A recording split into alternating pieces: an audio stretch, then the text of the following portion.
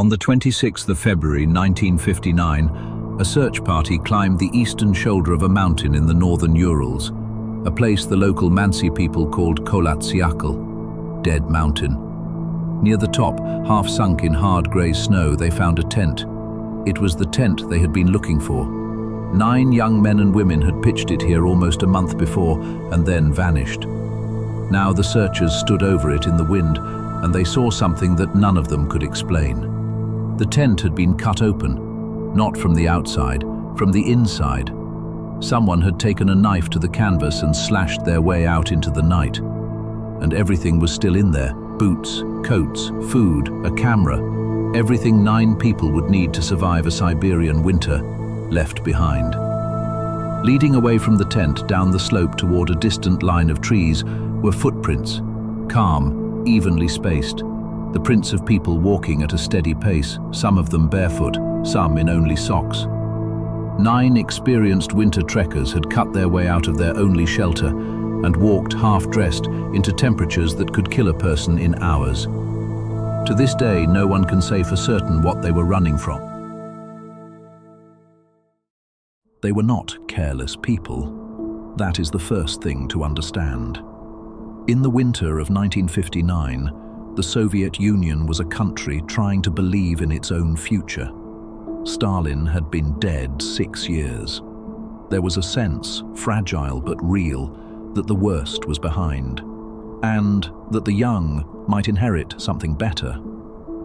And few embodied that hope more than the students of the Ural Polytechnic Institute in Sverdlovsk, the city we now call Yekaterinburg. They were engineers and athletes. They built radios and climbed mountains. For them, the wilderness was not an escape from Soviet life. It was the purest expression of it. Out there, far from the cities and the committees, a person was measured only by what they could endure and by how well they looked after the people beside them. And in late January, 10 of them set out on the kind of journey that, in their world, marked you as serious. A long ski trek through the frozen wilderness of the northern Urals, rated at the highest category of difficulty the Soviet system recognized. Their leader was 23 years old. His name was Igor Dyatlov. He was precise, demanding, a little stubborn, the kind of person others trusted to get them home. He built his own radios. He planned his routes to the hour.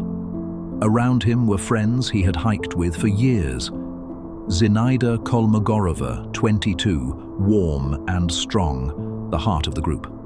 Rustem Slobodin, Yuri Doroshenko, Yuri Krivonishenko, 21-year-old Lyudmila Dubinina, bright and stubborn in her own right. Alexander Kolevatov, careful and methodical, who kept his own notes on everything. And then there was the outsider. Semyon Zolotaryov was 38 years old enough to be the other's uncle. A veteran of the Second World War, quiet, hard to read, he'd asked to join almost at the last moment, a near stranger to the rest.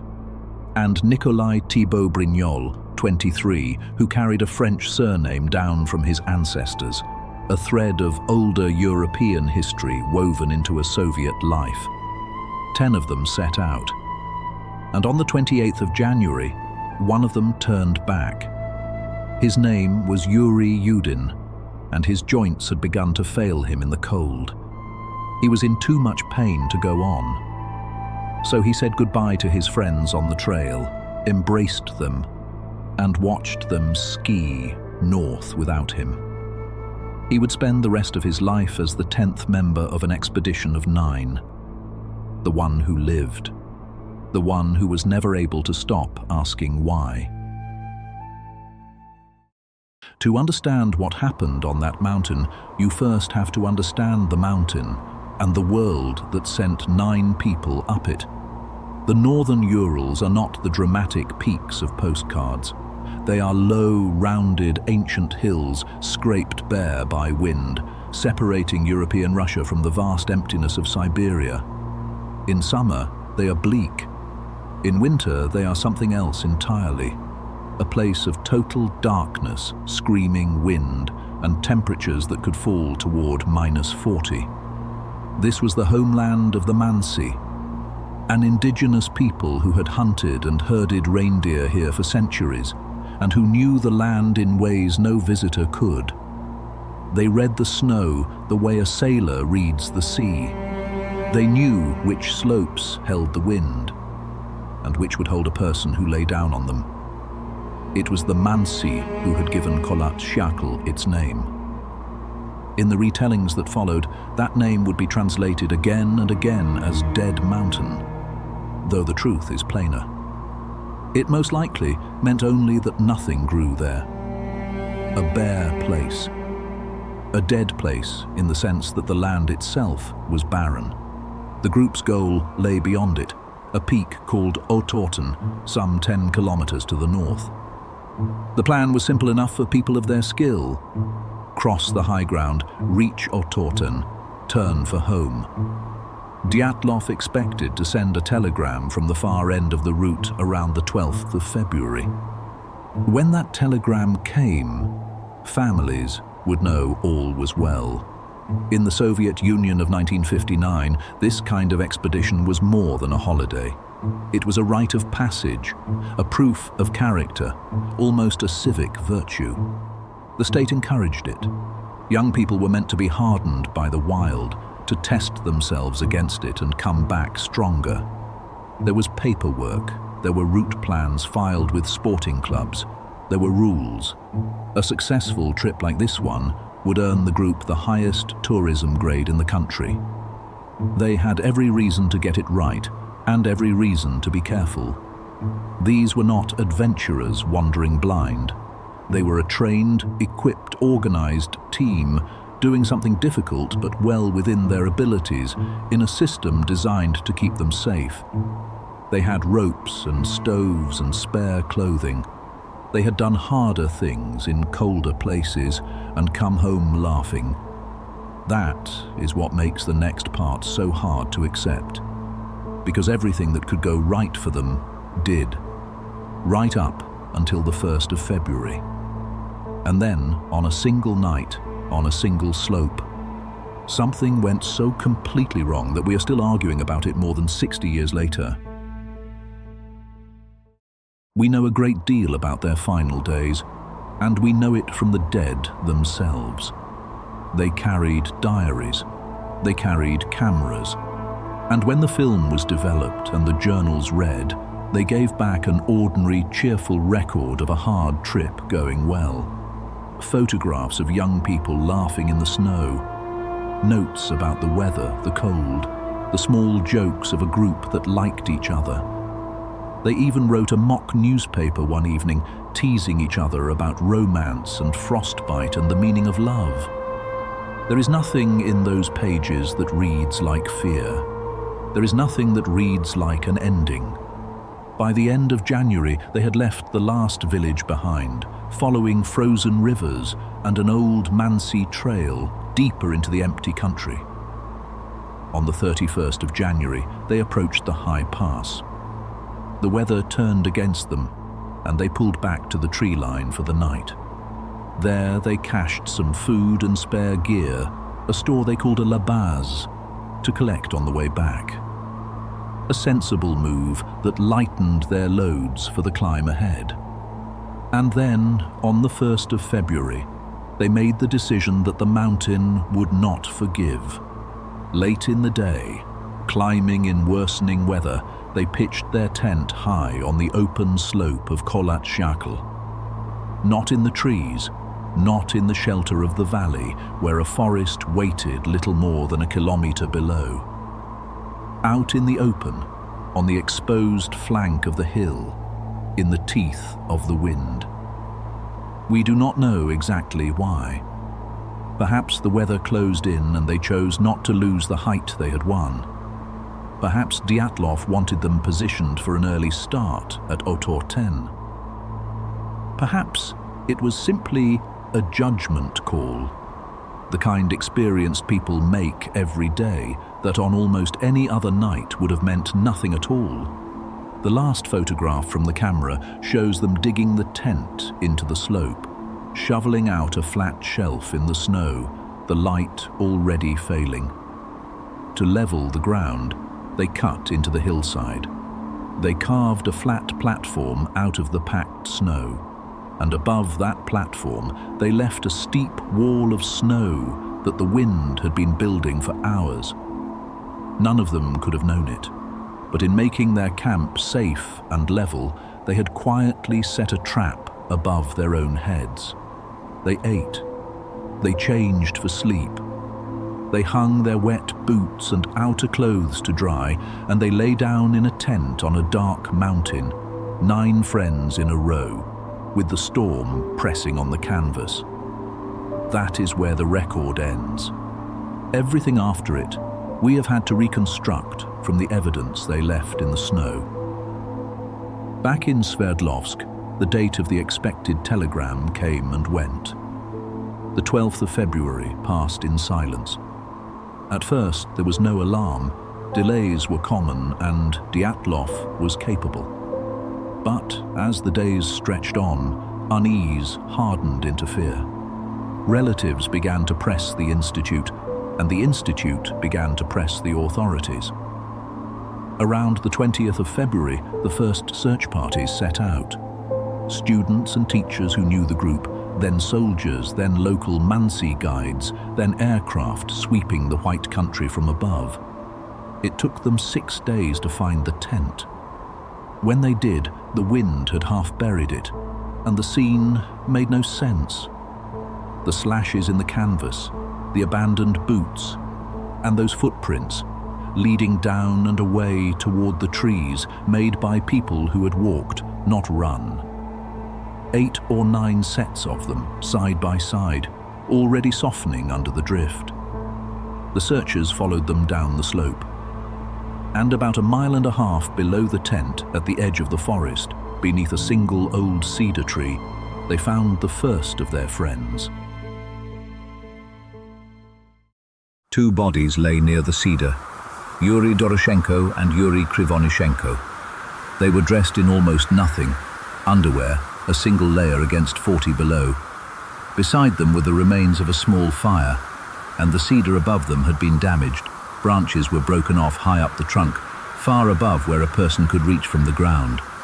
Someone had climbed it in the dark and the cold, tearing at the wood, perhaps for firewood, perhaps to look back up the slope toward the tent they had left. The skin of their hands told the story of people who had fought, with everything they had, to make heat in a place that had none to give. Between the cedar and the tent, strung out along the slope, the searchers found 3 more. Igor Dyatlov, Zinaida Kolmogorova, Rustem Slobodin. Each of them lay facing back up the hill, back toward the tent. They had not been fleeing when they died. They had been trying to return. They died one by one in the snow, reaching for a tent they would never see again. That was 5. It would be more than 2 months before the mountain gave up the rest. The last 4 had gone further, down into a wooded ravine where the snow lay deepest. And there, through the long weeks of winter, it covered them. Thibaut Brignol's skull was fractured. Dubinina and Zolotaryov had massive injuries to the chest, ribs broken, driven inward, with a force one investigator would compare to a car crash.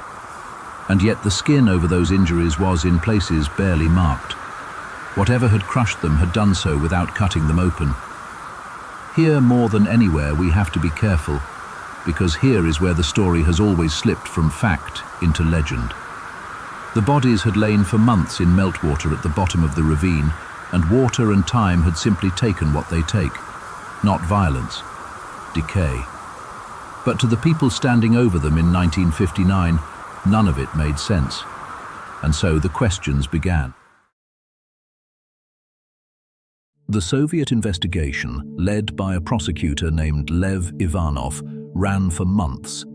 It examined the tent, the bodies, the slope. It measured the footprints and photographed the cedar.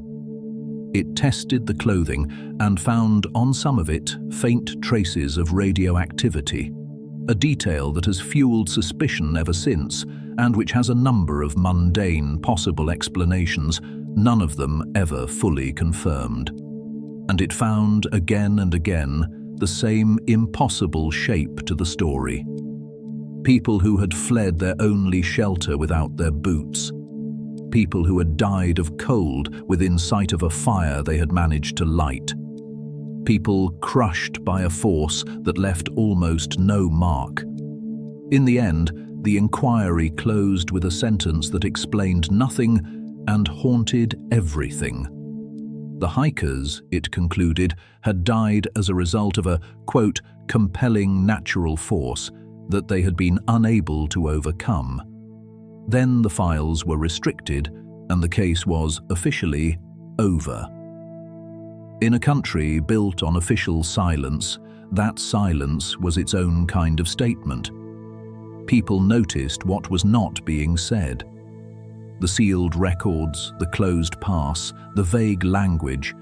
To a generation that had learned to read between the lines, it all suggested that someone, somewhere, knew more than they were willing to put on paper. The 9 were buried in Sverdlovsk, in funerals that drew crowds of grieving students. Some of the coffins were kept closed, and the families were left with a single, unbearable absence where an explanation should have been. 9 bright young people who had gone into the mountains and simply never come back. The pass itself was renamed in time for the young man who had led them there. Dyatlov Pass. The leader's name became the name of the mystery. And Yuri Yudin, the 10th member, the one whose failing joints had sent him home, carried all 9 of them for the rest of his life. He helped identify their belongings. He grew old in a country that changed beyond recognition, and he never stopped believing there was something about that night he had not been told. He died in 2013 and is said to have been buried at his own wish near the friends he had left behind. The one who turned back returned to them at the last. For 60 years, the gap where an explanation should have been filled with theories. Some were sober. A sudden avalanche, hurricane-force winds that simply blew them off the slope. A panic born of carbon monoxide from a stove or of infrasound, a low, inaudible throb of wind around the mountain that some argued could fill a person with dread they could not name. Others looked at the radiation and the sealed files and the missile ranges that existed elsewhere in the Soviet Union and saw the hand of the state. A secret weapons test, a thing the group was never meant to see. Some theories were not sober at all. Escaped prisoners. The indigenous Mansi who were investigated as suspects and cleared, their only crime being that they knew the land. And some drifted into the territory of the truly impossible, of monsters and the supernatural, where a real tragedy became cheap entertainment for people who had never spoken the victims' names. But the dead deserved better than legend. And in recent years, science has tried at last to give it to them. In 2019, Russian authorities reopened the case and concluded the following year that the cause had been an avalanche. Many found that hard to accept. The slope seemed too gentle, the classic signs of an avalanche absent, and decades of visitors had never seen one there. Then, in 2021, 2 scientists in Switzerland published something more rigorous. Using snow mechanics, old car crash data, and computer models, some of the methods first developed to animate snow for a Disney film, they showed how a rare, small kind of slide, a slab avalanche, could have done exactly what the evidence described. The flat shelf the group had cut into the slope, the wall of wind-loaded snow left hanging above it, hours of katabatic wind piling more weight onto that wall in the dark. And then, in the night, a slab of it releasing, sliding down onto people lying on a hard surface, Enough to break ribs and skulls without ever tearing the skin. Enough to convince injured, terrified people that the whole mountain was about to come down, and that their only chance was to get out now and run for the trees. It is not a confession. It does not answer everything. It cannot tell us the order of events inside that tent, or what exactly each of them felt in the dark. The radiation, the last hours in the ravine, some questions the snow has kept. But it fits, and it returns the story to where it always belonged. Not to monsters or conspiracies, but to 9 real people, a mountain and a single unlucky night. In the end, that may be the hardest truth of all, that you can be young and strong and careful and prepared, and still the world can simply turn over in its sleep and take you. On the slope of Dead Mountain, the wind is still erasing footprints, and the people who could tell us what happened chose, with the last of their strength, to walk toward the trees.